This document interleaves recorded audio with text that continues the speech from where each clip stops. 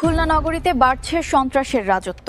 ছাত্রদল নেতা গাজী শহীদুল ইসলামের ফোন ছিনতাই, বিস্তারিত প্রতিবেদনে। খুলনা নগরীতে দিন দিন সন্ত্রাস ও ছিনতাইয়ের ঘটনা বেড়ে চলেছে বলে অভিযোগ উঠেছে। এরই ধারাবাহিকতায় শুক্রবার বিকাল 5:30টার দিকে নগরীর ফুল মার্কেট এলাকার বিকে স্কুলের সামনে দুর্বৃত্তদের হামলার শিকার হয়েছেন খুলনা জেলা ছাত্রদলের সাবেক সাংগঠনিক সম্পাদক গাজী শহীদুল ইসলাম। ভুক্তভোগীর সঙ্গে যোগাযোগ করে জানা যায়, তো এই মুহূর্তে আমরা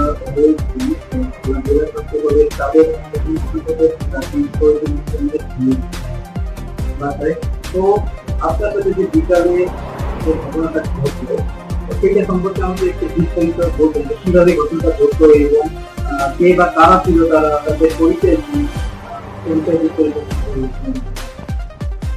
আসলে পরিচয় তো ওইভাবে জানা যায় না। দুর্বৃত্তদের কখনো পরিচয় হয় না, তারা কোনো সংগঠনেরও না, তারা কোনো দলেরও না। বাস্তবতাটা হচ্ছে, আমি আমার নিজের বাসভবন থেকে বের হয়ে আমি যাচ্ছিলাম ফুল মার্কেট মোড়ের দিকে ওষুধ কেনার উদ্দেশ্যে। বাসার থেকে বের হয়ে 2টা বিল্ডিং পরে এই দিকে স্কুলের সামনে আমি ফুটপাথ দিয়ে হাঁটতেছি।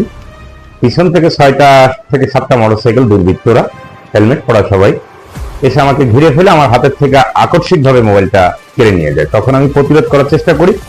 যেহেতু ওরা 8-10 জন ছিল, 8টা-10টা মোটরসাইকেল ছিল, সঙ্গত কারণে প্রতিরোধ করেও আমি ব্যর্থ হয়েছি।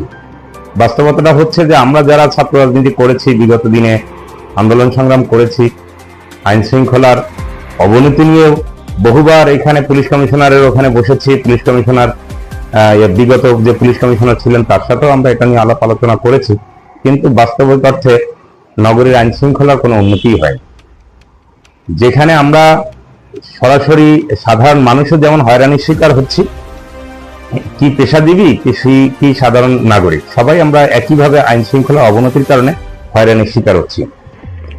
আমি আপনাদের মাধ্যমে একটা জিনিসই দেশবাসী এবং প্রশাসনের ঊর্ধ্বতন কর্তৃপক্ষ যারা আছে তাদেরকে উদ্দেশ্য করে বলবো যে আসলে সাধারণ মানুষের একটাই চাওয়া, সেটা হচ্ছে নগরীর আইন শৃঙ্খলা নিরাপত্তা বিধান করা।